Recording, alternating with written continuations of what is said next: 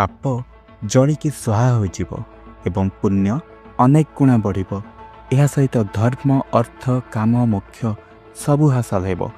ଆପଣଙ୍କୁ କେବଳ ଏତିକି କରିବାକୁ ହେବ ଯେ 2 ଏପ୍ରିଲରୁ 1 ମେ ପର୍ଯ୍ୟନ୍ତ ଚାଲୁଥିବା ବୈଶାଖ ମାସରେ ସୂର୍ଯ୍ୟୋଦୟ ପୂର୍ବରୁ ଭଗବତ ଚିନ୍ତନ ସହ ସ୍ନାନ କରିବା।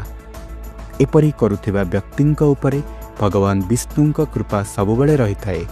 ପ୍ରକୃତରେ ବୈଶାଖ ମାସରେ ସମସ୍ତ ତୀର୍ଥ ସାଧାରଣ ଜଳରେ ମଧ୍ୟ ସବୁବେଳେ ଉପସ୍ଥିତ ରହିଥାଏ। ମାନିନିଅନ୍ତୁ, ଯଦି ଶାରୀରିକ ଅସୁବିଧା ଆଦି କାରଣରୁ କିମ୍ବା ଅନ୍ୟ କୌଣସି କାରଣରୁ ସୂର୍ଯ୍ୟୋଦୟ ପୂର୍ବରୁ ସ୍ନାନ ନ ହୋଇପାରିଲା, ତେବେ ମଧ୍ୟ ଶ୍ରୀ ଭଗବାନ ବିଷ୍ଣୁଙ୍କ ଆଜ୍ଞାରେ ମନୁଷ୍ୟର କଲ୍ୟାଣ କରିବା ପାଇଁ ଏହି ତୀର୍ଥ ସୂର୍ଯ୍ୟୋଦୟରୁ ନେଇ 6 ଦଣ୍ଡ 2 ଘଣ୍ଟା 24 ମିନିଟ୍ ପର୍ଯ୍ୟନ୍ତ ସାଧାରଣ ଜଳରେ ମହଜୁଦ ରହିଥାଏ। ଏତିକି ନୁହେଁ, ବୈଶାଖ ମାସରେ କେବଳ ଜଳଦାନ କରିବା ଦ୍ୱାରା ଆପଣଙ୍କୁ ସମସ୍ତ ଦାନ ଏବଂ ତୀର୍ଥର ଫଳ ମିଳିପାରିବ।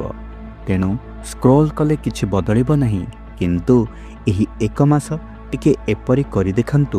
ଆପଣଙ୍କ ଜୀବନରେ ଆସିଥିବା ପରିବର୍ତ୍ତନ ଆପଣ ନିଜେ କମେଣ୍ଟରେ ଜଣାଇବେ।